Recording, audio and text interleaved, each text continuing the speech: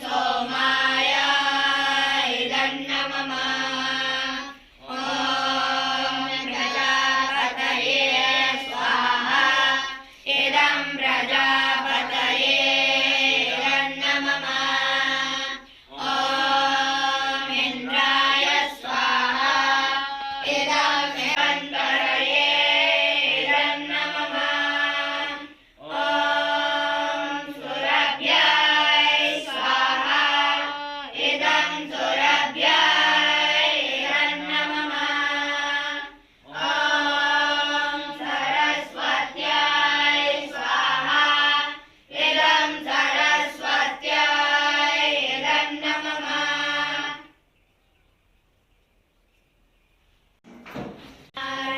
ब्रह्मावे ब्रह्माज्ञो ब्रह्मणाहुतं ब्रह्मैव तेन कर्तव्यं ब्रह्मकर्म समाधिना ॐ सहना भवतु सहनौ भुनक्तु सह वीर्यं करवावहै तेजस्विनावधीतमस्तु मा विद्विषावहै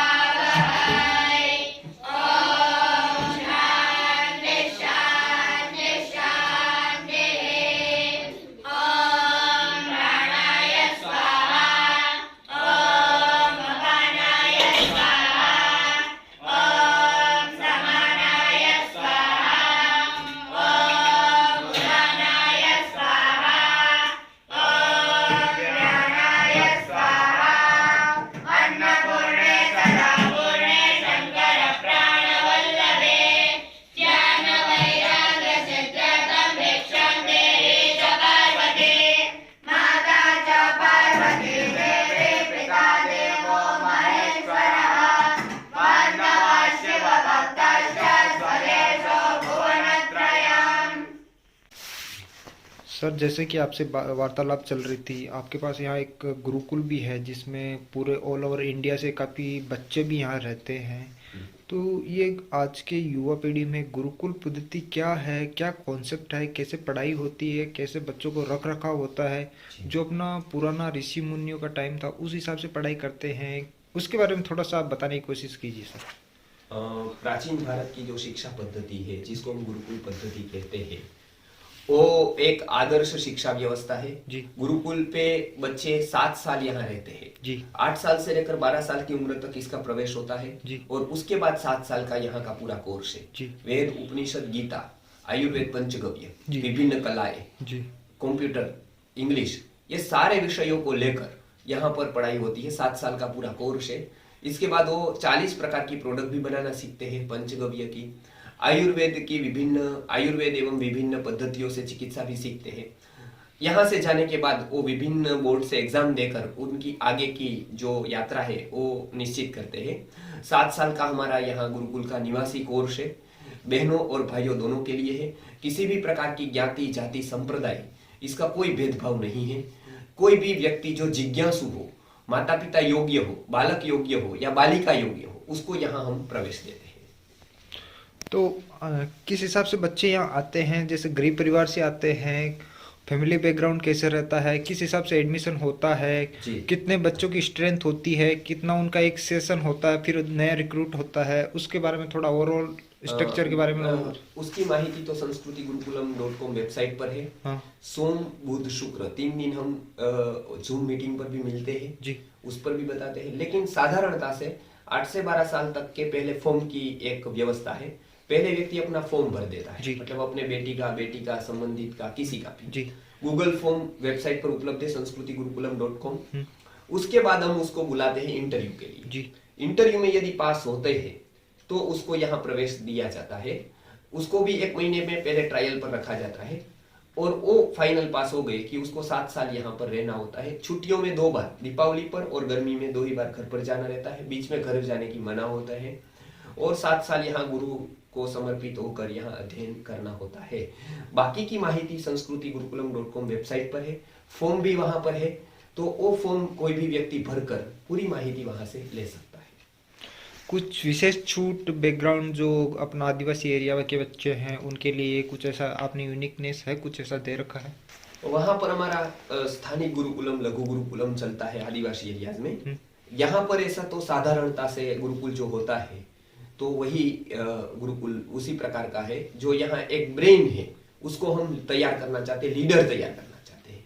तो ये अनाथ गरीब बच्चों के लिए कोई दया खाकर चलाने वाला गुरुकुल नहीं जी। है, ये लीडर तैयार करने वाली एक संस्था है। तो ये चाहते हैं भविष्य में लीडर तैयार करे, और भारतीय संस्कृति को भी कोई बचा पाएगा तो चाणक्य जैसा लीडर ही बचा पाएगा। तो वो लीडर तैयार करने का काम हम करते हैं। किस हिसाब से यहाँ पे स्किल्स डेवलपमेंट पे काम किया जाता है? जैसे स्कूल से यहाँ हटके बच्चे रहते हैं जी। तो क्या डिफरेंट होता है? कैसे वो अपने आप की जिम्मेदारी समझते हैं, कैसे इंडिपेंडेंट वो बनते हैं, कैसे उनमें लीडरशिप वाली जो आपने बात कही वो स्किल्स कैसे डेवलप की जाती है, कैसे उनको लीडर के तौर पे स्टेप बाय स्टेप आगे बढ़ाया जाता है? पंचकोश के विकास को ध्यान में रखते हुए पूरी शिक्षा दी जाती है।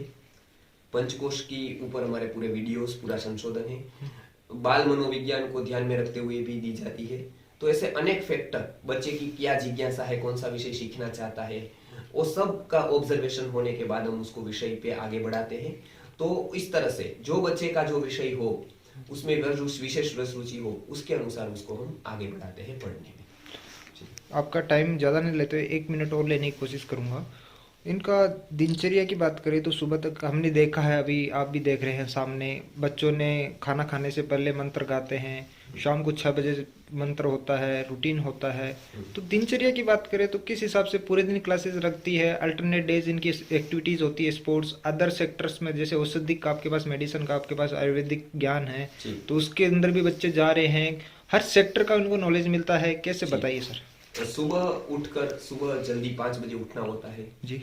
उसके बाद उसकी स्नान वगैरह होता है जी। दातुन स्नान, मंजन वगैरह, उस क्रिया को निपट कर उसके बाद अग्निहोत्र होता है जी।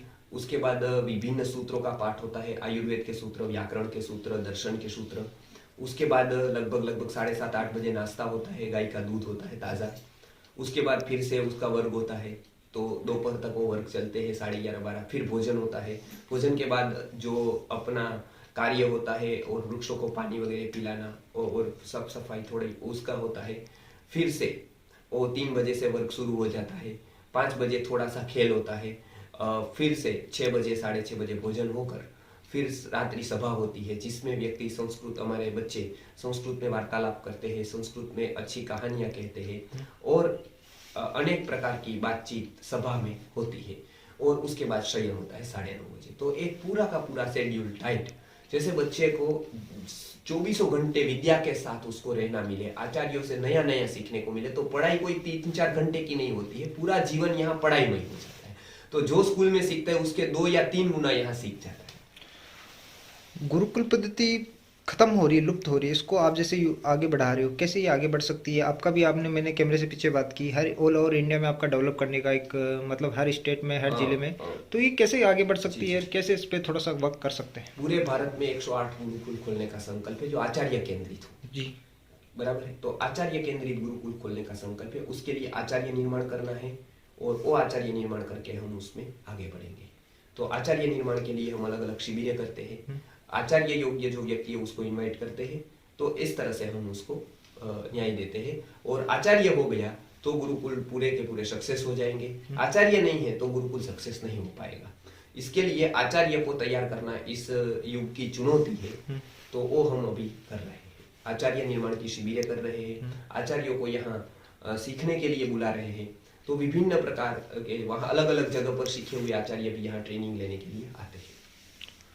काफ़ी अद्भुत, काफ़ी सुबह से शाम तक सर क्या क्या आपने एक्टिविटीज़ करते हो, सारी जानकारी हमने ले ली है।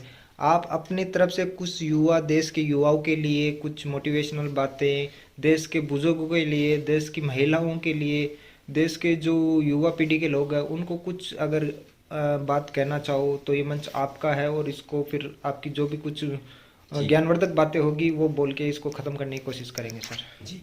मैं अवश्य ही वीडियोस में बताऊंगा, अगले वीडियोस में। अभी तो फिलहाल इतना ही कि गुरुकुल शिक्षा व्यवस्था को जीवंत करने के लिए, पुनर्जीवन करने के लिए, उसको स्थिर करने के लिए अपना तन मन धन सब कुछ लगाना चाहिए सबको, तो ही ये शिक्षा व्यवस्था हमारी बचेगी जी। और तो ही भारत रह पाएगा। जी बहुत बहुत धन्यवाद सर आपका। जी नमस्कार।